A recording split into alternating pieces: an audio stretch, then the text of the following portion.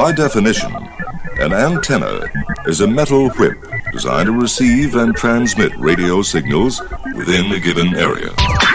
It's BS in the Morning on KSLQ and Westplex 1071. We don't need night, we need morning. That's it right now. Good morning, Shelley. How are you? I'm good. How are you? Hey, if I were anybody, they'd pass a law against it. That's how good I am. If you were any better, you'd be twins. What does that mean? Explain that to me. I've never understood that one. I've never understood it. Seriously. What does it mean? If I were any better, I'd be twins. You've heard people say that, right? Yeah. Okay. But I don't know what it means. It means that you'd be so good that you'd be more of yourself. Okay. I guess that's a good thing. I'm not exactly sure. This is a good thing. This is BS.Show. It is total BS. Thursday morning. And trying to think of what's going on today. What kind of show are we, Brad? What kind of show are we? Uh-huh. Hold on, I'm going to read something. Hello, on air. I know. I'm trying to read something here. I'm having problems with one of my computers, and actually with one of our websites, and I sent a note to my hosting company. Should be keen collaborating the issue that you're having. You should be able to upload via FTP. So if you're having problems with that, I'd like to resolve that first. Okay. You feel better? I don't, because it's an ongoing problem that I can't get resolved. But that's a whole other issue. So what was the question again? I sound like you. What was the question again? I don't think I asked one. Yeah, you did. What'd I ask? What question did you ask? Yeah. What question did I ask? I'm asking you, what question did you ask? Stop it, Brad. I think we're in a circle. Okay. Anyway, boy, more stuff going on with the banks yesterday. Whoa. Credit Suisse. Exactly happened? Well, Credit Suisse, which is this big European bank which has operations here in the United States. And have been in business for ever. Decades. Decades, I think like centuries. I think the company's like goes back to like the 1700s or something like that. How cool is that? What? The company well, see, we don't have that kind of stuff here. Credit Suisse. That's because we tear it down and replace it. Swiss Central Bank. This is a top story. Swiss Central Bank to provide liquidity to Credit Suisse. So they're not doing well. And let me look what the stock was. The stock's just been hammered. This is from AP News. Credit Suisse shares soar after central bank aid announced. So they were like becoming illiquid. Credit Suisse. They got $54 billion from the Swiss government. God. You know what? How come when I get in Financial Times, the United States government doesn't send me $54 million? You know why? Why is it that when you're scraping the bottom of the barrel financially, you go, hey, government, I'm not doing well. Oh, well, here, we'll send you $10 million. Will that help your problems? It might. Can you a little bit more? How about 15? Okay, I think that should help, right? How come that doesn't happen to us? But once again, it's this whole thing which we sort of forgot about. We talked about it, back in 2008, 2009, 2010. It's called too big to fail. So in other words, there are banks in our country that if they get in trouble, we got to bail them out because of the fact that they can't fail. Because if they fail, the whole building blocks comes tumbling down on everybody else. But yet the smaller banks, we can just close them. Nobody misses that bank. That bank didn't have that many people. And besides, they don't give away toasters anymore for deposits. So we'll just get rid of that bank. Hell with them. Let me read this a little bit more. Yeah, it talks about, I just saw this. Wikipedia, here we go. And it was updated 1 hour ago. It was started in 1856. So like I said, it's been around century and a half, 167 years. Founder was Alfred Esker. And area served worldwide. This is the problem, that they have become an international bank. They're not just a Switzerland bank. They're an international bank. And, when they get the hiccups, everybody else gets sick. excuse me, I should say when they get the fever, everybody else gets sick. So, this is so crazy because of the fact that there are, if you listen to various things, and I listened to a podcast yesterday that talked about this, they say this is part of the plan. You know what the plan is? What? The plan is ultimately to have the entire United States run by 4 banks. Essentially, Bank of America, and it's interesting, just recently in the St. Louis area, we've had Chase Bank move in. They've built branches all over the place. Bank of America, Chase, which is JP Chase Morgan, Bank of America, and I can't remember who the other 2 are. And so the idea being is, and I don't know if you know this or not, there is already a test pilot program for the digital dollar. And if you know what else is going on, now I know some people are going, oh, Brad's conspiracy theorist here. There are all these things with the credit card companies where they're putting in, and the smartest woman in the world, she's listening, she'll know what this is about. They're putting in different codes, additional codes when you buy stuff. It shows up on the credit, on their reporting system as they know what you bought. Remember, the big controversy was last year, they talked about the fact that they're going to put in a special code for gun shops. So if you go to a gun shop, now the crazy thing about that is, if you go to a gun shop, you don't necessarily have to buy a gun. You could buy ammunition, which is also bad in people's eyes, or you could buy, some clothes. You go to Cabela's and you can buy ammunition at Cabela's. You can buy, guns at Cabela's. But you can also buy, hunting gear. You can buy, warm footies that have a battery attached to them. You know what I mean? There's all sorts of crazy stuff you can buy at Cabela's. You can buy, cooking gear to cook your meat and stuff like that. You can... Sorry. Never mind. Okay. You know what I mean? There's all sorts of, but see, what they're saying is that when we go to the digital dollar, like let's say you decide that you don't have a gun right now, right? Or you do have a gun. I do. I just don't. Okay. Let's say shoot it because I don't know how. Let's say they heard you on the air and they heard that you've got some health issues. And let's be honest with you. We've talked about that on the air. And let's say they go into your digital dollar account and they go, okay, we're going to lock her out of buying any firearms. So you go to the store with your credit card. You go to Cabela's with your credit card and you swipe the card and the guy says, well, I'm sorry, your account's, that sale's been declined. And you go like, well, I've got a $10,000 credit limit on that card and I've only got $500 on it. And my payments are current. Everything's fine. Well, I'm sorry, it's been declined. And you call and they say, hey, I went to Cabela's to buy a gun and when I used my credit card, it said it wouldn't go through. Well, that's because you're prohibited from buying a gun because we're using the digital dollar. You know what I'm saying? That didn't happen to you, right? No, but what I'm saying is This is what happens when the government knows everything you do. This is my frustration with the fact that they've criminalized cash. That, once again, I know an attorney friend of mine who's represented 2 different guys driving down 44. They get pulled over in 44 by the drug enforcement people or whatever it is, who is the sheriffs or whatever they're doing. And St. Charles County. They didn't read the sign. St. Charles County does it out there at Forestell. They do it all the time out there. You get pulled over. The cop, goes, hey, what you got in your trunk? Open up your trunk, and let's say you got a duffel bag with $40,000 in it. They go, hey, guess what? We're taking the money. Why are you taking the money? Well, you're obviously up to no good. Well, how do you know that? What are you doing? You're singing? What? Were you singing? Just a little bit. What were you singing? I'm not going to tell you. Am I boring you? If I'm boring you, I'll just move on. No, but they take the money. Is that what you really think? No. They take the money and they don't give it back because why? Well, nobody drives around with $40,000 in their trunk. Now, remember, let's go back to the cowboy days. Why were they always trying to rob the stagecoach? Remember this? Uh-huh. Why were they trying to rob the stagecoach? Not to be confused with a board buck. Buckboard. You still can't get that right. Oh, okay. Okay, why were they trying to rob the stagecoach? To get their money? The stagecoach had the payroll for like the mining company or something like that. How do they pay the miners? They pay them in cash. And the stagecoach had the money from the bank. Huh. Okay. I can tell you, I know somebody, I've told this story before, probably years ago. I know somebody who worked at Kmart in the 80s.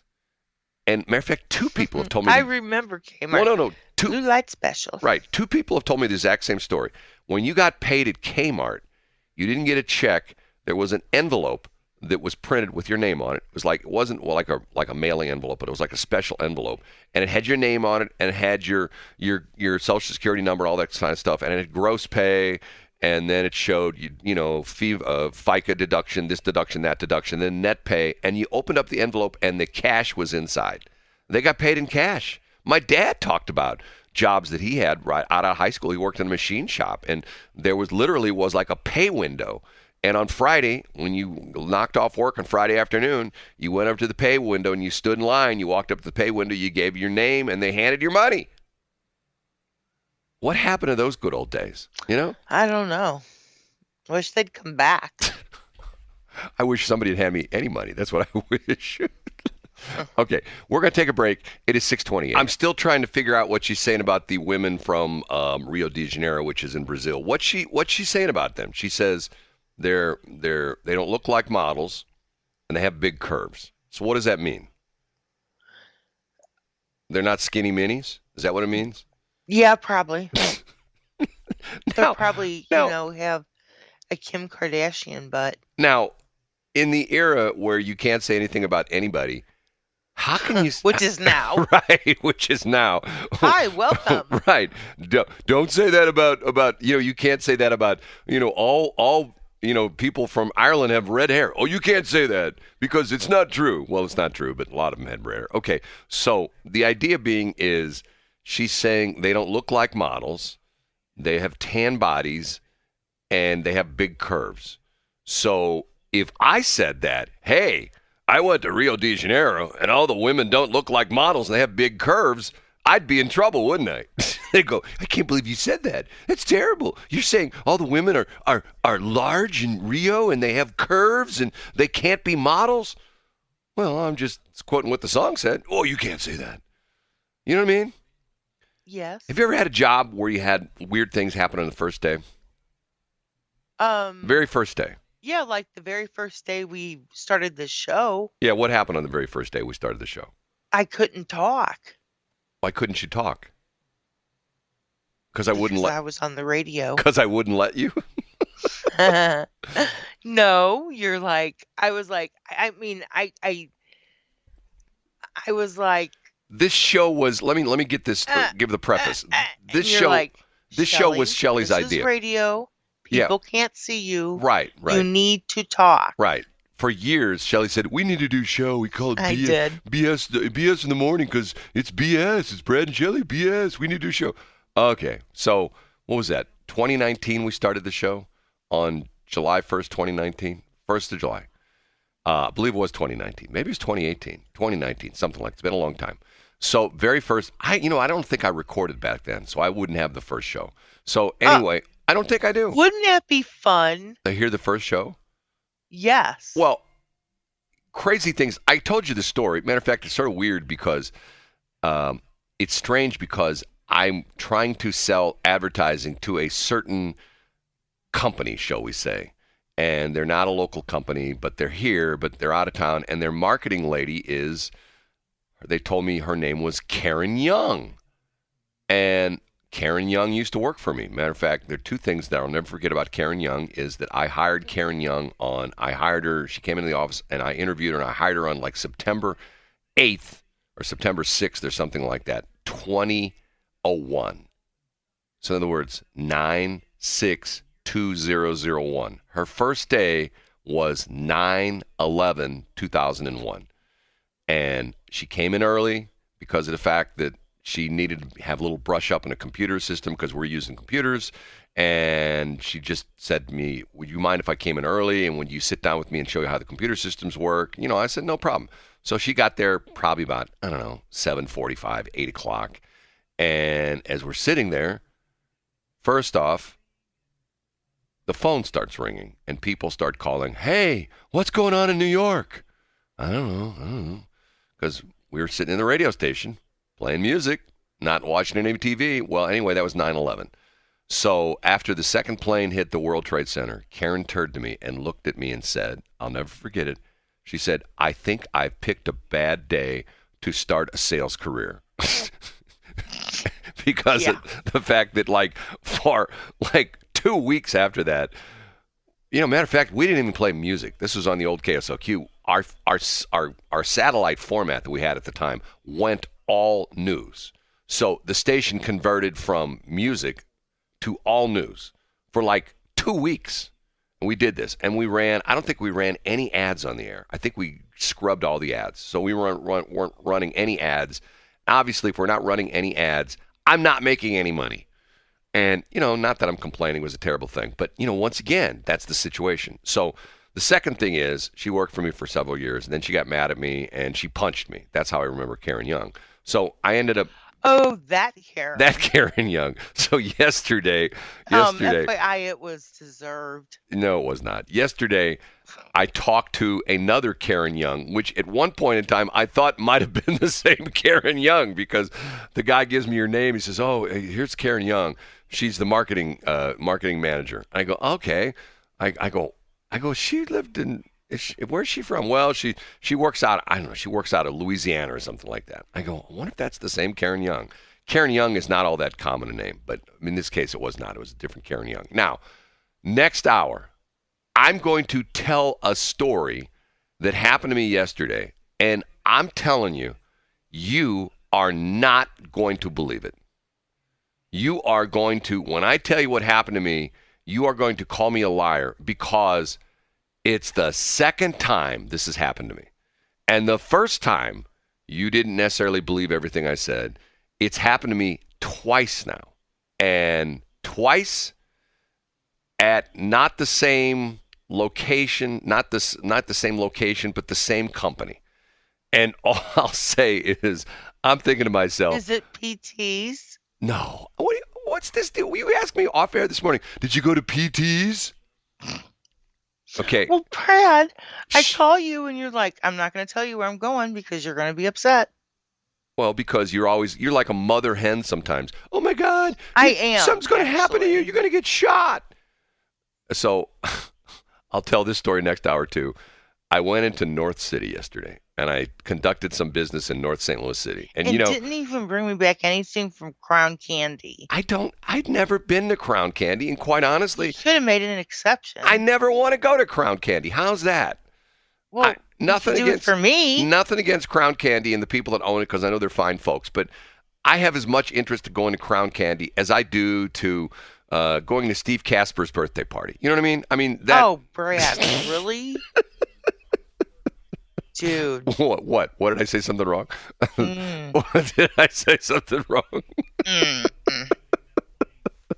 Anyway, so I'll tell that next hour. But the story I'm going to tell next hour, you are not going to believe. I'll believe it. No, probably. you won't. You won't believe it. Now, also, I have a new recording, okay? And I have a new recording, and I didn't cut it down. I'm going to see. Hold on a minute. You know what? Who is it? I'll wait till next hour play, because this recording has to do with the crazy story. Because once I play the recording, you'll know where I was when this crazy thing happened to me today. And all I can say is that when I tell the story next hour, there are well-meaning people out there, but you're barking up the wrong tree with me. That's all I can say. The law of unintended consequences. Well, no, it's just sort of, they say that sometimes, I'm not going to go there. I'll get myself in trouble. Okay, and here's what. Well, let me backstep a little bit. Or backpack. You mean circle back? Circle back. Okay, circle back, Saki. Okay. The first day of school in Kentucky, a new principal. This is a true story. I'm not making this up. This guy's name is, where's his name? His name is Leroy Littles Sr. He's 44. He started work Monday as the brand new principal at Olmsted Academy North in Louisville. As a matter of fact, they had a big sign that said, "Welcome Principal Littles," placed in front of the school. Okay? Big sign. He shows up for first day at work Monday, at his new middle school, Olmsted Academy North Middle School in Louisville, Kentucky. This is a public school. And he's there for about an hour. The police come and arrest him. You get arrested yesterday? No, he got arrested on Monday, his first day at school. He's there an hour as the new principal. There's a sign in front of the building that says, "Welcome, Principal Littles." And the police come and take him into custody and charge him with a Christmas Day domestic violence incident. He was served an arrest warrant at the school, and they put him in cuffs, and they took him off for 4th-degree assault and 3rd-degree terroristic threatening. It seems as though he was dating this woman, and on Christmas Day, he showed up at his girlfriend's house, and her ex-boyfriend was seen leaving. Guess he's not such an ex-boyfriend. And so he decides, this ain't right. You never want to be the transition man or Right. woman. This ain't right. So he goes over and talks to the quote-unquote former boyfriend, and the former boyfriend somehow ends up having injuries to his face and his head. So the victim reportedly has video of the alleged assault and gave it to the Bullitt County. God, what a name that is, Bullitt County, Bullitt. It's not spelled like Bullet. It's Bullitt. Bullitt County Sheriff's Attorney's Office days after, and the Jefferson County Public Schools District issued a letter to parents about the arrest. So, and it says, here's the letter to the students. You may have seen or heard local media stories about allegations against Olmsted North Principal Leroy Siddle Sr. Charges are unrelated to JCPS. So essentially, people thought he got arrested for something to do with the school district, and the school district sent out a letter. It has nothing to do with us. So once again, he shows up at his girlfriend's house on Christmas Day. Her ex-boyfriend, or at least quote unquote, her ex-boyfriend in quotes, is leaving early in the morning, and he gets upset and he beats the dude up. I mean, what's wrong with that? Well, it wasn't premeditated. Right. What's wrong with that? It wasn't like he was stalking, her ex-boyfriend. He just comes out of her house at 6 o'clock in the morning on Christmas morning. You know what? I bet you any money he had a knapsack and he had like a Santa Claus suit in there, and he was probably playing like Santa Claus. I bet you Ew! Don't sully Santa. I bet you he left her some presents. Ew! Stop it. Okay, it's 6:46. Mm-hmm. I love that song. Kind of lovely. Especially the Brad version. The Brad version. What are you talking about? You know exactly what I'm talking about. You talking about this version? How dare you? That version? Yes. Doink. That one. People are suffering. People are dying. No. Did you hear about that there's a new law that's being passed? It's called the Greta Law? It's called the Revival Law. What's that? The Revival Law is, you know how they have like the Narcan kind of stuff? Uh-huh. Like if somebody ODs and opioids or whatever, like they give them the Narcan, they come back to life. There's the new law that you have, like everybody's supposed to learn how to do CPR. Well, at one point they were saying CPR really doesn't help, and it's not really that beneficial. If you don't revive them, it's not. But if you revive them, it works, right? Yeah. Well, no, they changed that. It used to do. See, here's the whole thing.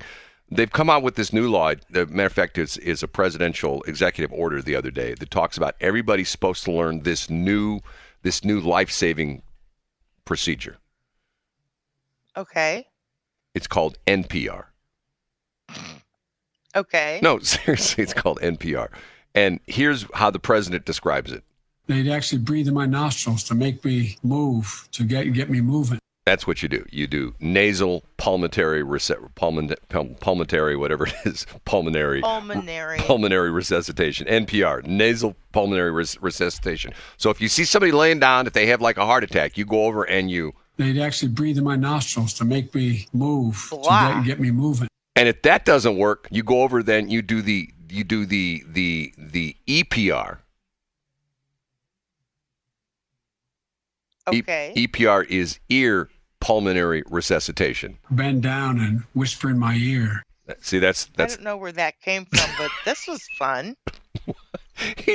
That's like a couple years old, 3 years old. I know it is. And he just came out and told that story again. He tells the story.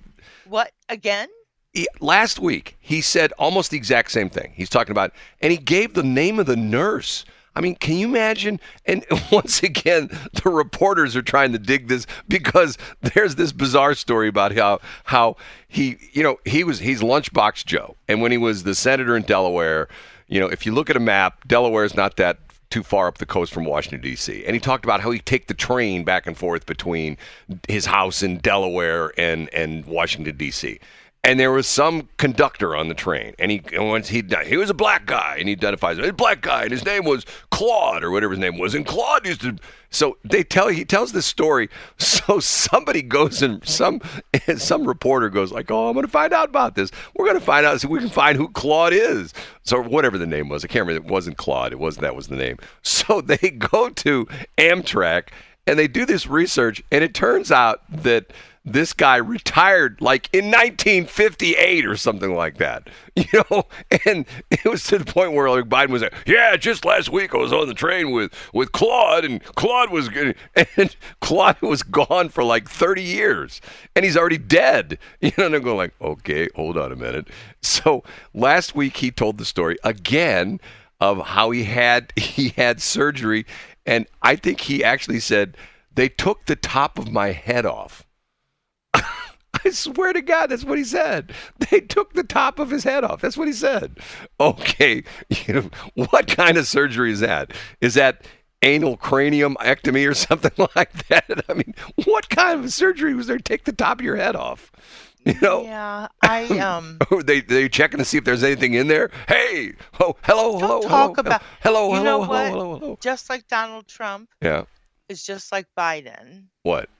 If you don't have to like the man, but you have to respect the position. I respect the position, but he just says, Donald Trump says goofy stuff. He does. Donald Trump is the king of saying goofy stuff. He doesn't do, there's two Donald Trumps. There's teleprompter Donald Trump, and there's normal Donald Trump. And when you watch teleprompter, I can't even say teleprompter one more time. Teleprompter Donald Trump, he's not very good. He does not read the teleprompter well. Now, what's interesting is he's the exact opposite of Biden, because when Biden's on the teleprompter and he sticks with it, he's really good. When he gets off the teleprompter, that's when he sticks his foot in his mouth. That's when he says all the weird stuff. But if he's reading the stuff that his staff wrote for him, and he does a great job of reading the teleprompter, Donald Trump sucks on the teleprompter. But he's great when he goes off script, when he says bizarre stuff. Remember when he was here in St. Louis, and they had that big thing down at the Kiel Opera House, wherever it was. Well, you can't call it the Kiel Opera House anymore because Ed Golterman will get mad. But they had it will always be the Kiel Opera House. So some guy was causing trouble in the audience, and Trump says, "Hey, punch that guy out." Only Donald Trump would say that. Like nobody else. What other politician would say, "Yeah, see that guy right there? Punch him for me, would you? Yeah, good. Yeah, knock him out. Yeah, we don't need him. Cart him out." There he is, inciting more violence. But see, once again, I will make my parallel. My parallel is you have two politicians who didn't play by the rule book. They didn't play the game of starting off as like, on the school board and then becoming like an alderman and then ultimately becoming like a state rep and then a state senator and then maybe the governor and then moving on to, U.S. rep. That's the game. The game, you've got to play the game. And if you don't play the game like Donald Trump and Eric Greitens, everybody's mad at you because you didn't play the game. You didn't do what they did. You got to, it's, excuse me, I got the hiccups back. It's like in the radio business, it used to be called, you got to pay your dues. You got to go to some place in North Dakota where you're 10 miles from the Canadian border and there's snow on the ground from August 1st until June 2nd, and it's cold and there's no place to eat and you sleep in a one-room little efficiency apartment. That's paying your dues. Get what I'm saying? And then you move up to a little bit larger city. You move to South Dakota, and then you ultimately move to Columbia, Missouri, and you work there for a while, and then you move into Indy, and then you go to Chicago, and then you go to New York. That's paying your dues. Okay? Get it? Yes. We have to take a break at 6:59. It is BS.Show. I'm Shelly. She's Brad. Together we make BS. Yes, that's for you. You know exactly who I'm talking to. 7:06. It is a Thursday morning, and I'm along with the host of the show, Shelly Barr, and I'm just the co-host. Is she gone? There's something. I've got something running in my headset. What? Oh, sorry. No. I was trying to see if I could find the first show. Are you listening to another station? Is that what you're listening to? I was listening to the oldest podcast I could find. Which is what? 22. I like I said, I don't know. They go back further than that. We changed the name of the show. It used to be BS in the morning. Now it's just the BS.Show. Because remember, we won't tell the whole stupid story of the other BS in the morning show in Las Vegas, which is, shall we say, somewhat infamous now because it used to be, what, Brittany and Sparks. Wasn't that what it was? It was Brittany and Sparks. And then Brittany gets fired. And then Brittany, unfortunately, a very attractive young lady, gets very depressed and commits suicide. And then they fire Sparks. And then Sparks tries to do the BS in the morning show, not on the radio, but at his house. I try to contact him, see if I can buy the name BS in the Morning, because we had BSinthemorning.show, and he had the BSinthemorning.com. Anyway, that didn't work out. So I don't know if it's and the lady who replaced Brittany, she left too. She's not there anymore. So, no, she's not. Yeah, Izzy. Yeah, Izzy. Yeah, it was BS in the morning, but it wasn't. It was like Schmaltzy and Izzy. It's like, okay, that's not BS. Okay, I have to do something here real quick. And I hope, I don't know if they're going to answer or not. We'll just have to wait and see who this is. Good morning. Can I tell you a little story? Oh, please. Yesterday I go out to my $300 car to start it, and the battery's dead. Oh, no. And the battery's dead. No. Yes, the battery's dead. And you don't have your battery pack. And I thought to myself, no problem. My battery pack's in the back seat. And I looked in the back seat, and my battery pack's not there because you know where my battery pack is? In my garage. That's right. Is it still in your garage? It is still in my garage. How'd you get where you needed to go? Did you, like MacGyver it all up? And No. I drove my $500 car. I left the $300 car, right. and I drove the $500 car. So And you drove the $500 car. Okay. where's it in your garage? Right by all the water and soda. Where is that? You can't miss it. Right in front of my refrigerator. In front of your refrigerator. Is it sitting on the floor or where? Yeah, it's sitting on the floor. I put it all back in the little container, and so yeah, it's all right there. You've been good to my battery pack now. You haven't treated it bad or anything like. No. No, Okay. It's not corroded. It's fine. Okay. And your car's running well with this new battery in it? And it is running. It is running. Okay. Is Jackson in the car there? Jackson is still in the car. Yes, we Hey, haven't dropped Jackson. him off yet. Is Manning still in the car? Manning is still in the car. Hey, Manning, how you doing? Good. Okay. Christy, pooping underwear. I'll talk to you later. All right. Bye. Bye. My niece, Christy, pooping underwear. I got in trouble. Somebody said, How long do you think that she's going to let you continue saying that on the air? well, no, someone, last time I called her, I actually got a nasty text from a listener saying, I can't believe you call her pooping underwear. Well, she actually likes that because when she was a little girl, it was so cute. I mean, we used to take her out all the time before I had any kids of my own. And she did this. It was so funny. She'd be we'd go out to eat or something like that. We'd take her to McDonald's or something like that. And she'd be sitting there and she'd get this devilish little grin on her face and she'd smile and she'd look at my wife and she'd look at me and she would kick her head back and you go, pooping underwear. It was the weirdest thing in the world. She got that, and then she would laugh. Sounds pretty adorable. She to would me. laugh. And we'd go Okay, why do you do that? And she'd just laugh. And it was bizarre. I mean, well, no, it's just her favorite little thing. This when she was like 2 or 3 or something like that. And and you'd say something to her, and she'd always have this strange little devilish look on her face, and she'd look around like, okay, who's looking at me? Who's looking at me? And then she'd hesitate for a minute, and she'd smile, and she'd kick her head back, poop in underwear. So that's why I heard call her. She's in my phone book as Christy Poop in Underwear. And that's how I remember. Now, she used to call herself, before she could say her name Christy, she was TT. You know how kids sometimes, for example, I do. Harper Fake calls me Shishi. Shishi. My father's nickname in his family was Bubba. Not that he was a big guy. He was a big guy, bigger than me, and I'm very upset about the fact that he was 6'4", and I never got that big. My pediatrician told me when I was a little kid, oh, you're going to be bigger than your father, because he knew my father. But I thought, hey, 6'5", 6'6". No. I topped out at like 6'2", and I think I'm shrinking now.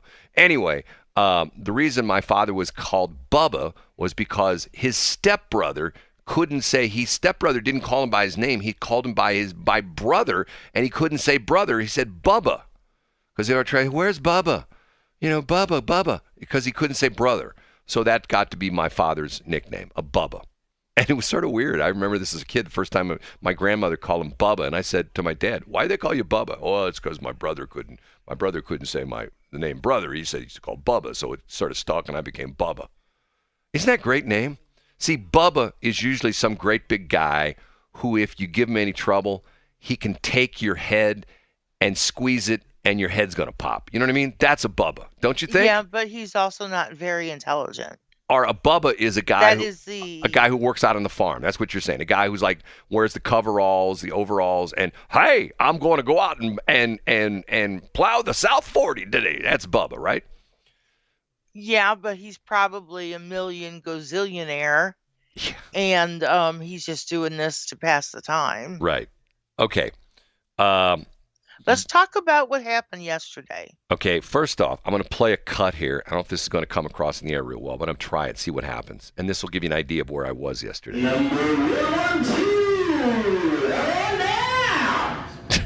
Did you hear that? Yes, I did. Okay, let me play it again. I know we're doing that.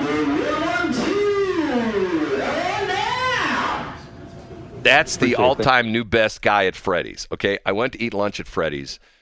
At the Northwest Plaza Freddy's. Normally I go to the Mid-Rivers Freddy's, or sometimes I'll go to the Freddy's there on Veterans Memorial Parkway in St. Charles. Occasionally I will eat at the Freddy's on Olive. I'm not real wild about that place because they don't have drive-through. And usually I go inside now because I'm doing my Little McFreddy diet, which once again is a little frustrating. I'm losing weight, but not as quick as I want. I'm down almost 10 pounds.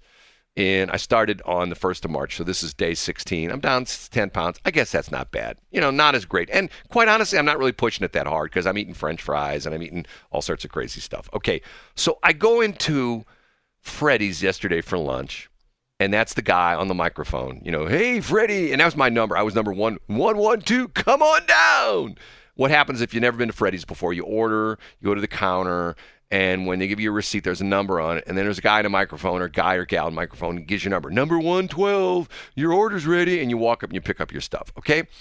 So as I go to pick up my stuff, a lady in a booth, because I always, I do the 10,000 step thing. So I was sitting in the, I try to park in the back of the parking lot. And I try to, park and, eat in the back of the restaurant. So I got to walk a lot, try to, walk off those pounds. So I'm going up to pick up my order because they just called my number. And I walk by this lady. She's sitting by herself in a booth. And she smiles at me. She says, "Hi, how are you?" And I go, "I'm fine, thank you." And she goes, "You look good today." I go, "Okay, thanks." So I go pick up my food. I sit down at my table. And I realize as I sit down, she's followed me from where I pick up my food to my table. I'm not making this up. This is an honest to God true story. And she says to me, "Hey, what's your name?" I say, "My name's Brad." And she gives me her name. I'm not going to say what her name was. And she goes, "Can I talk to you about something?" And I go, "Yes." And she says, Does your back hurt you, or do your legs hurt you?" You hear where this is going, Shelley? Uh-huh. I do. And I say to her, I said, well, I've had some unfortunate situations. Like what? One of them is I got hit by a tractor trailer. And I've never fully recovered from that. And she says, oh, that's so sad. I mean, she couldn't have been nicer. And she says, I have some problems too. And my legs have caused me some problems. And you know what helped me? And I'm going like, here we go. Mm-hmm. You know where this is going, don't you? Go on. And I said, no, what? She says, prayer. Can I pray with you? Matter of fact, can I come over and put my hands on your back and pray for your speedy recovery? And I'm just about ready to eat my food. And I'm hungry. Hadn't eaten all day. This is like 2:30 in the afternoon. This is lunch for me, 2:30 in the afternoon. And I said to her, ma'am, don't take this the wrong way, but I really don't want to pray with you. And she says, okay, well, I'm sitting right over there. I said, I saw where you're sitting. I'm sitting right over there. If you want me to come over and pray with you, I'll come over and pray with you. I said, okay, fine, thank you. And she goes and sits back in her little booth. What is it with women at Freddy's? This is number 2. The first one happened last month when I'm at the Freddy's on Mid-Rivers Mall Drive, and the lady comes over and reads me Bible verses, and she says the same thing. She says, I saw the way you walk. Remember, did I ever play you the video? I'm not going to put it on my Facebook page because I actually took the video of her. No, you never did play it. I mean, for me. I don't want to embarrass the woman because. Then don't do it. Well, halfway through her spiel, I said to her, do you mind if I record this? And she goes, no, go ahead. So I started my phone and record. Same thing. I'm sitting down trying to eat my lunch. And she goes, and she's got her phone out and she's got the Bible verse. I mean, I can't remember what's the thing about. And what's interesting about it is it's a controversial Bible verse because of the fact that Jesus cured a lady in a synagogue on a Saturday. And the Jews got mad at him because you're not supposed to work or do miracles on Saturday. Remember I told you this Bible verse? Don't do that on the Sabbath. I'm going like, okay. So she reads me this Bible verse about how Jesus, blah, blah, blah, blah, blah, blah. And I'm not making fun of Jesus or the Bible passage, And so this woman's going to pray for me. So I'm thinking, what is it with women that hang out at Freddy's that try to help guys who can't walk right, like me? I mean, is this weird or what? Maybe it's like, maybe that is your hand slap of God. Because I know I got my face slapped by God. Well, and it was just telling me, okay, straighten up and fly right. So what are you saying? You're saying get myself right. You're saying that this maybe the first woman was, and here I'm gonna make an assumption. You know me, and I'm not Mr. Bible expert. Yeah. Well, yeah, but go on. I always say that when Jesus comes back, he won't be at first recognizable. He'll be like blending in with the crowd. Or he may be here right now. And I always say he won't show up at one of these fancy schmancy churches. He'll show up at the Greyhound bus station. Or he'll be over at PT's in Sauget. Or he'll be at Walmart, in the frozen food section or something like that. Or he'll be at Freddy's. Or he'll be at, so maybe these women are actually Jesus. Or angels. Are angels. And they're trying to save me. First, what was it? The boat, and then there was the classic story. The guy goes up. Yeah. His house starting to flood. Please come by. Hey, sir, you got to evacuate. The house is going to flood. Nope, I'm going to be able to, to tough it out. So water comes up to the first floor, so he moves up the second floor, and then one of the rescue crews comes back and said, "Hey, sir, we need to get you out of here. The water's getting even higher." No, I'll be fine. Jesus will take care of me. God will take care of me. So the water gets even higher, and he's on the roof, and the Coast Guard helicopter comes up. "Sir, we're going to drop a line down, and we're going to pick you up." "No, fine. God's going to take care of me." And the water comes up, and he drowns. So he's up in heaven, and he's meeting God. And God welcomes him to heaven. And he goes, "God, I got a bone to pick with you." He said, "I believed in you, and you didn't save me." He says, "You think you're mad at me? I'm mad at you. First I sent you the police, then the rescue boat, then the helicopter, and you didn't take any of my help." Yep. That's the stupid joke. Okay. So it's not really stupid. It does have merit. And so I can't remember what so I was gonna say. why do you seriously? it was bizarre that one woman, and once again, different Freddy's, but the same brand of restaurant, Freddy's. So the next person that's going to come to you is the I'm afraid to helicopter. I'm afraid to go to Freddy's anymore, because when number 3 happens, and if I say if I have number 3 woman who comes up to me and tries to pray over me or something like that, Freddy's, I'm thinking to myself, okay, is my life over? Should I make sure my will's done? Because you should do that anyway. When the 3rd woman comes to me at Freddy's, I'm in deep trouble, right? Pretty much. I don't see. And once again, it means there's somebody trying to tell you something, and it's a higher power. Do you really think that? Yes, I do. So 3 strikes and I'm out. I've got 2 strikes against me right now. I've got 2. That's not necessarily the 2 case, Freddy strikes against me. I'm telling you that means something. Okay, it's just and once again, both women couldn't have been nicer. This lady yesterday was like oozing with niceness. She was smiling her face, very kind, and like I said, I felt a little bit bad. Did she give you something to read? No, that's the guy at the St. Charles County Courthouse. Do you know about this? Is it going to involve what happened to you yesterday? No. If you go to the St. Charles County Courthouse, anytime, almost every morning, every single morning in the week, I don't care if it's raining, snowing, 100-degree temperature, minus 20-degree temperature, there's a guy, it's always the same guy, stands out right at the entrance of the St. Charles County Courthouse, right there in downtown St. Charles, and gives out these little Jesus booklets, little cartoon. He's a Jehovah's Witness. I don't think he is. I don't think this is a Jehovah's Witness guy. Is it Watchtower? No, I don't think it is. I got a couple of them. I'll bring one. I'll read it on the air and say who it's from. But once again, and you know what? For those kind of people, and once again, I'm not making fun of these people, these 2 women who have tried to help me. I'm just saying, because and you're kind to me. You say, what do you say? I have a unique strut, or what do you say? Something like that. Swagger. Okay, I have a unique swagger. Okay, that's what it is. Okay, once again, in a 3-year span, first off, I almost was killed years ago when I was married for about 3 months. I was almost killed in an industrial accident where I had a ton of doors, literally I think it was like 1,500 pounds. 1,500 pounds of doors fall on top of me and trap me in a warehouse, okay? That's number 1. And there was a time when literally my newlywed wife, who came to the hospital, thought I was dead because they couldn't find me, and they thought someone thought they sent me to the morgue. Believe it or not.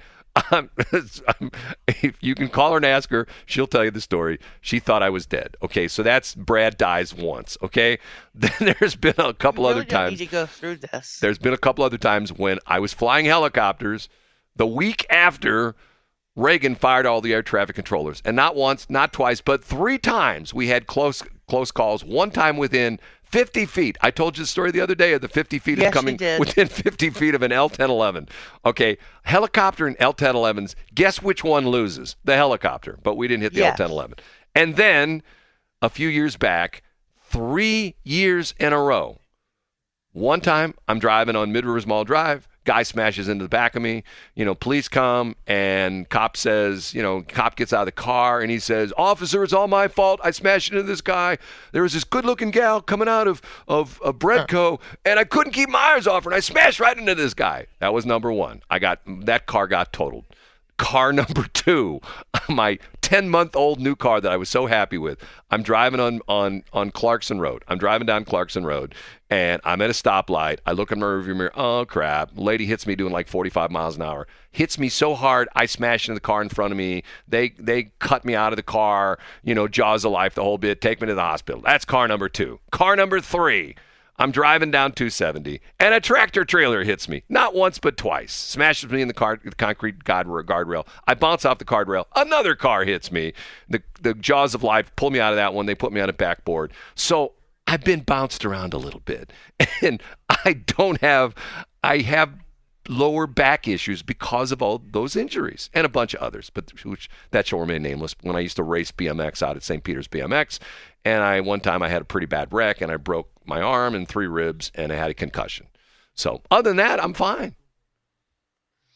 Held together by duct tape and baling wire.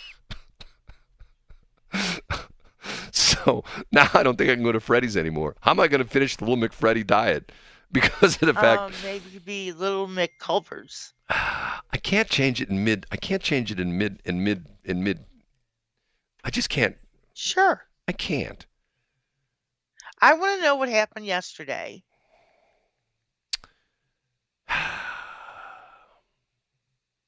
Oh, yes. I missed one. Don't forget the deer in the white van. Yes, driving my wife's van down to the radio station, and I'm late for work on a Saturday morning, and I'm doing 80 miles an hour on Highway 94 in the Matson Flats. They're coming out to Klondike Park. And what comes in front of me? A deer. And I hit the deer going 80 miles an hour, and that's when I broke my thumb and I hurt my head, and once again they had to cut me out of that car because of the fact that when I broke my thumb because I had my hand as I saw the deer run in front of me, I tightened up my grip on the steering wheel. I had my hands at 10 and 2. That's why they tell you not to drive at 10 and 2 anymore. You're supposed to do 9 and 3 because if you do 10 and 2 and you hit something, the airbag comes and hits your hand. So the airbag came and hit my hand, and it broke my thumb and forced my hand into my forehead, and I whacked myself into my forehead, and the deer went over the top of the van.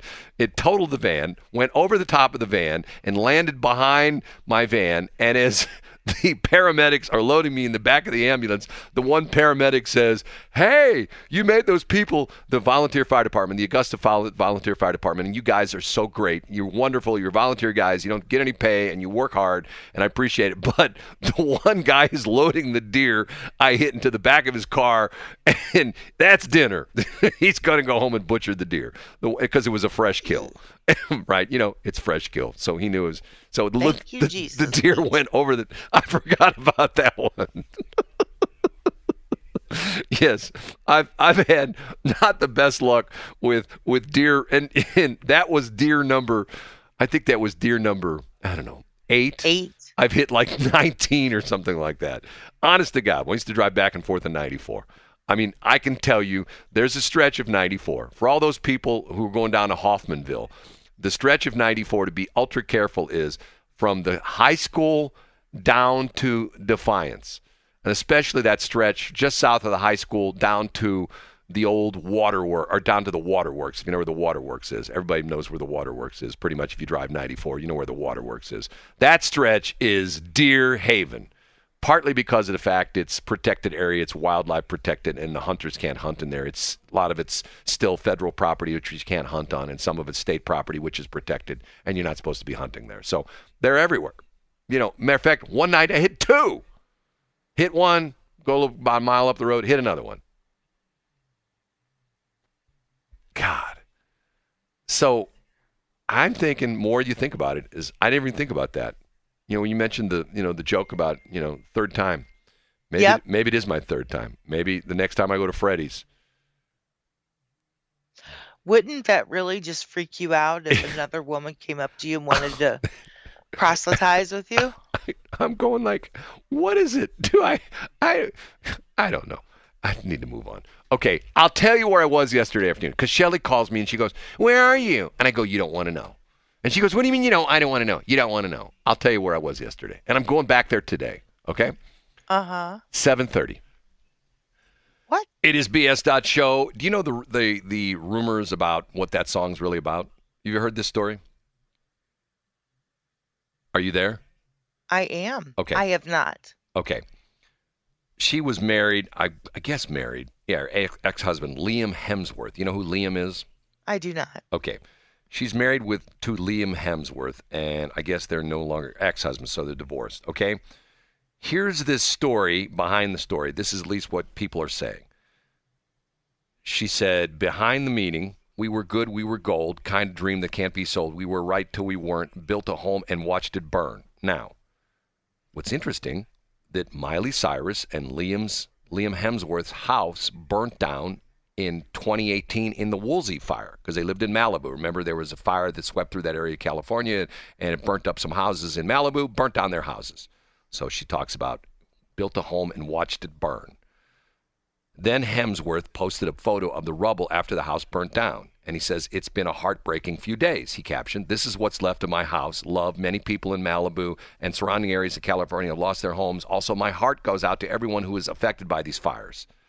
Fans also pointed out the chorus is reminiscent of Bruno Mars' "When I Was Your Man." Back in 2013, when the song came out, Hemsworth reportedly dedicated the ballad to Cyrus and often referenced it amid their relationship in the chorus. Bruno Mars sings that "I should brought you flowers and held your hand, should have gave you all my hours when I had the chance, take you to every party cause all you wanted to do was dance." In her own chorus, that Cyrus asserts her independence in the wake of her divorce by mirroring Mars' lyrics with a personal edge. To make the theory more ironclad that this is Miley Cyrus's shot at her ex-husband, the song was released on January 13th. You know what the significance of January 13th is? I do not. Liam Hemsworth's birthday.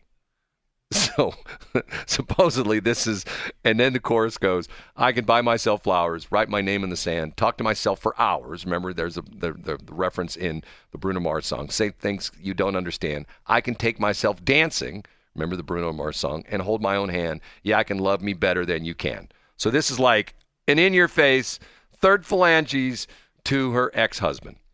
Cyrus also shared an accompanying music video for Flowers. In the video, she breaks free from her past and dances into her future. Now get this. At the beginning of the video, Cyrus is seen walking around a city space covered up by a hood and sunglasses. When the chorus breaks... So he was the Unabomber. No. When the chorus breaks, she sheds her disguise and adds some pep to her stride, donning a golden matching set. Cyrus finds the confidence to continue on solo. Check it out below. So, and then supposedly there's part of the video that's shot in front of his new house. So it's like okay, we're gonna put the knife in and turn it in this relationship. Yes, I hate the guy. So anyway, who knows? Okay. Shelly calls me yesterday, and where are you at right now? I go, "I'm in North City." "What are you doing there?" I go, I'm working for Kim Gardner. I'm rounding up all the bad guys, and we're going to take them down to Kim Gardner's office. She's going to essentially give them essentially all innocent pleas, and she's going to let them loose. No. Yeah, actually, that was not in the conversation, but continue. I was going to Pick and Pull. I heard. Okay, yeah. You know what Pick and Pull is? I do. It's the junkyard on Hall Street, okay?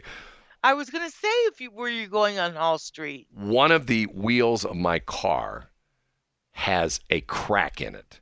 And it's these fancy schmancy, they're factory wheels. And on eBay, used, they're like $175. They're super expensive wheels.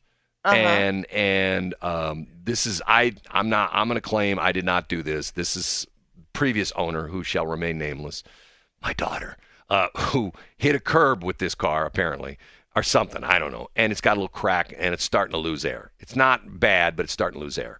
So I need to get that wheel off of there and see if I can get it repaired. But I don't want to drive around the stupid little Space Saver spare.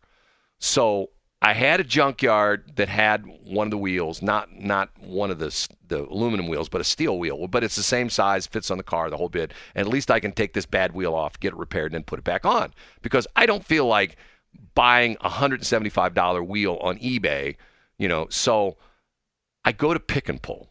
And if you've never been to Pick and Pull before, Pick and Pull is an experience.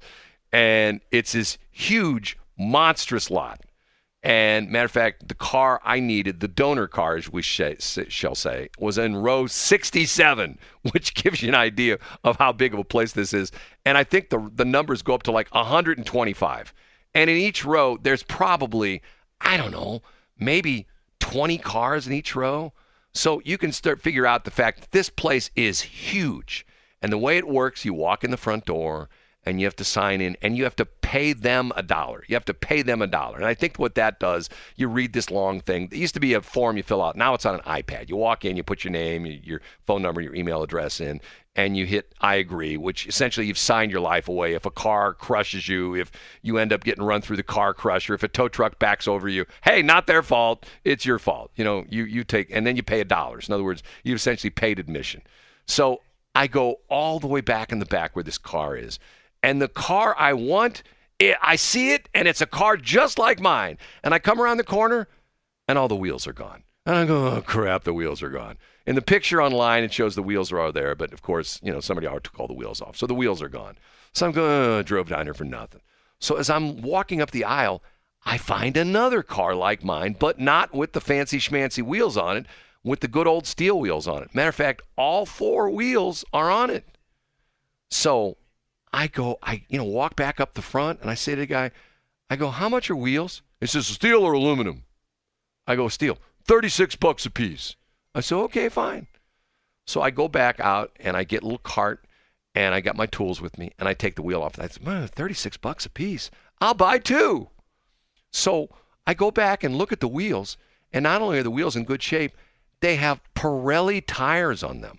Wow. Do you know anything about Pirelli tires? I do. I used to have them on my cabs. Pirelli tires are not cheap tires. No, they're not. They are very good tires. They're Italian. Yes, they are. I don't know if they're made in Italy anymore. And the crazy thing about this is, do you know that there's a date code on your tires? This is mandated some years ago by the Department of Transportation. There's a date code on the tires. You know about this? Rubber will... Right. Rubber gets old after a while, and it starts to crack and stuff like that. And typically, I look at the date code, and the date code on there is 1420.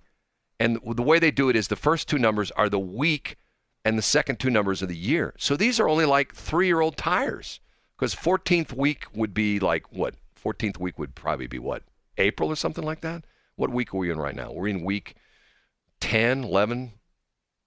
I have no clue. It's my birthday month, so I don't care. It would probably be April or May. So in other words, they're not even really 3 years old. So I take the 2, I unbolt them. I got my little, my wrench. I show up with my, you do. My torque wrench, or do you call it? My impact wrench. And I take the tires off. And I think to myself, so last night I get back to my place and I take my bad wheel off the car and put one of these on. I thought to myself, I bet you any money these things are bent and they've got, they're out around. So I drive it with one of these tires on, and it's like great. I can't tell any difference. So I'm going back tomorrow for the other 2, because now I have a complete set of wheels. And the problem with these fancy schmancy wheels is, first off, they look like hell because of the fact that once upon a time they were very fancy and they had black, and they were black with these silver spokes, and they were clear coated. Well, the problem is the clear coat on most of the tires is worn off, and some of the spokes that were coated with the silver paint, they've worn off, and some of them look totally black, and some of them have some of the spokes silver and some of the spokes black, and they look like nasty. So I'm thinking to myself, now the big thing is everybody's driving around on black wheels, and these are black steel wheels. So I'm thinking to myself, man, I look like one of the cool kids driving around with black wheels. Just black wheels. And by the way, this car had hubcaps on it, and the hubcaps were all in bad shape. So when I get off the air this morning, I'm jumping back in my car, and I'm heading to North City. You know what? You have not experienced life until you've been to pick and pull. That's true. Pick and pull. And what's interesting is, as I show up in the parking lot, the St. Louis City Fire Department's got one of their rescue trucks in the back of the parking lot. I go, I wonder what they're doing. They're just all standing around doing nothing.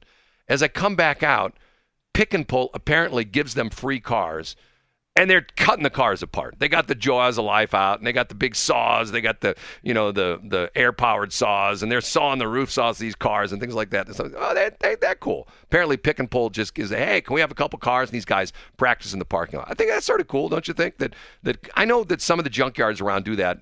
Probably we could talk with John Schneider and Jason Minershagen. Yeah, they come to him. Yeah, and I know they do that. I mean, I think they give them the cars, don't they? Like to help the fire department out. Don't they give them the cars? I don't think the fire department buys them. I don't know the answer to that question. Well, we need to get John or Jason on the air and ask them that question, because I believe that they get these from various car dealers, and the car dealers donate them to the fire department so the guys can practice with the rescue techniques and stuff like that. So that was my day yesterday at Pick and Pull. and I'm going back there this morning because I'm taking those other 2 wheels. Because the tires are about half, they probably had half their tread life still on them. And they're relatively new tires. You know what? Every time I go to pick and pull, what's so sad, I look at these cars, I think I could drive that one out. I could drive that one out. Matter of fact, they actually have cars there for sale. They have cars that are so nice, you can actually buy them and drive them home. These are cars that people have just given to them. Or like you see these ads, hey, I'll tow your car away for free. And so, okay, fine, come tow my car away. Once again, 2 of the cars that I drive right now came to me on the back of tow trucks, and I resuscitated them. You know what I did? What? What I did was, here's what I did. Okay. I leaned over the intake manifold of the car. Yes. And I got down on my knees. Oh, yes. And the cars didn't run. And what I did was, they'd actually breathe in my nostrils to make me move, to get me moving. And then the car started. Well, I did that with my car one time and patted it on its little hood. Yeah. On its little dashboard. And it backfired and threw oil at you? No, it stopped and the engine light was flashing and I was stuck out in the middle of BFE, Wisconsin. And I mean, like literally, I had been driving straight through from Missouri to Wisconsin. And everything, the lights went out, the engine light was flashing, which is always not good. Anyway, so what I did was I stopped the car and I said, honey, you're such a good girl. I said, all I need is 17 more miles before we get there. And you know what the car said? Okay, Mom, because I'm telling you, after I let that car rest, she started right up and got me exactly where I needed to be. No, Shelley patted the car on the dashboard and the hood, and the car said, How dare you? Yeah. We have to take a break. Because nowadays you just can't pat cars on the hood anymore because that's sexual harassment. Okay, it's 7:48. Why? Because I don't have pretty pink toes. That's right. It is BS.Show. I'm Shelley. She's Brad. Together we make BS. Mr. Otten, Mike Otten, sent me this interesting story of this guy. He's having his house inspected, home inspection. The home inspector goes up in the attic. Guess what's in the attic? Mice. An 8-foot-long alligator. Can you imagine that? North Carolina. Well, I went up into our attic, and I thought that I felt a snake underneath the blown insulation. Really? Yes. Dean Brown, a code enforcement official for New Hanover County Building Safety, had encountered a live alligator that was sitting in the attic of a 3-story dwelling. He says, I thought it was a stuffed animal that somebody threw up there as a joke, so I just went about my inspection. While Brown was inspecting the house located in Echo Farms, he noticed a large figure near the air conditioner in the attic. He took a picture. It's pretty interesting. He says, upon taking a close look, Brown realized it was an 8-foot-long alligator. The reptile had appeared to be asleep, so Brown shined his flashlight in its direction. As the light flashed over its face, the alligator's eyes opened wide.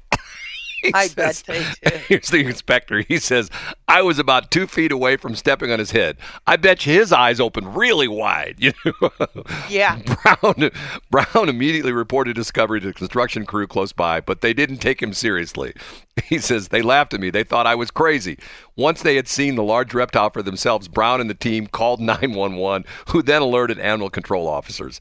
Animal control arrived on the scene and captured the alligator. He says, I thank God for keeping me safe, Brown said in a statement to Fox. This is a lesson to keep your doors closed and don't feed the wildlife. He says, that's funny. He says, while being an inspection business since 1995, he's never encountered a situation as wild as this. He says that there are wetlands located behind the house in Echo Farms, Brown shared. Brown believes a door may have been left open, allowing the alligator to enter the home. How the gator wound up in the attic, apparently it's still the greatest mystery of all. They have no 3-story house, so the attic's like 4 floors above the ground. How does an alligator get 4 floors up? And they can't climb on the side of buildings. They had to go through the house. Apparently, the house was abandoned. And oh, really? Yes, they were doing a building inspection because apparently somebody knew was buying it. So the house, there was nobody in the house. Oh. So can you imagine a house you lived in that Like, as a child. Well, I mean, can you imagine that had to cry if it came through? Somehow it had to get into the house and had to go up the steps, and I don't know how in the world it got in the attic. I mean, maybe they had like those. Some of those houses have pull down steps to get into the attic. You ever seen those before? We have one in the garage. Do you really? You have that where you can pull the steps out of the ceiling and you can go up in the garage? Go up in the attic. Okay, maybe they left those down and the alligator just got up in the attic. Don't know. Don't know how alligators end up in attics. Have no idea. Matter of fact, I would not want to think that you're laying there in bed at night and you hear something in your attic. You go like, it's probably a squirrel. No, it's an alligator. Yeah, you wouldn't think that, would you? You wouldn't. You would think it's like it's a bird or or a squirrel or a raccoon or something like that. You wouldn't think it was an alligator. Oh God. Speaking of squirrels, I came home yesterday. Yeah. And we have a fire hydrant in our yard, and there was a squirrel that was sitting on top of the fire hydrant, yelling. It looked like he had his arms up. Yeah. Adrian. It's true. Whoa. Hold on a minute. Say this again. No. Say it again. Not happening. Say that again. Say what you just said again. That again. No, say the squirrel had his arms out and was yelling Adrian like in the Rocky movie, the original Rocky movie. Yes. Shelley. Brad. Are you one of the many, many customers that has contributed to the the $100 million sales of marijuana in the first month of legalized marijuana sales in the state of Missouri? Why would you ask me such a thing? Well, how many people would say, well, I came home from my house, and on the fire plug there's a squirrel, and the squirrel was on his hind legs with his arms up yelling, Adrian, Adrian! Well, it was true. Except for the whole Adrian part. Okay, explain it to me one more. But the squirrel was sitting on top of the fire hydrant with his little arms up in the air. With one more time. No! Explain it to me one more time. I'm not going to. We're done. Oh, no, really? It's 7:58. What do you got to say? Oh, quickly. Give me the 60-second version of that story. Come on, we can do it before we have to get off the air. It's not going to happen. Adrian! That's what it reminded me of. Adrian! And did another squirrel come over? Hey, I got to go box. Leave me alone, Adrian. These squirrels they're putting out today are mangy and they're aggressive. Was it the Sylvester Stallone squirrel? Yes. Did he go, yo? That's what it reminded me of. Yo, Shelley. Yo, Shell Bell. Yeah, yo, Shell. What's going on, babe? Yo, Shell. And the other squirrel, go with Adrian. Oh, okay. It's 7:59. Everybody have a great day. It's Thursday. We only got one more day of the week. And then we can play on the weekend. That's right. 7:59. Peace and I fly. Have you heard about Salt River Automotive? Not only are we open for business and ready to serve you, we are sponsors of the BS in the Morning Show on Westplex 107.1. Check us out on Facebook at Salt River Automotive LLC. See you soon.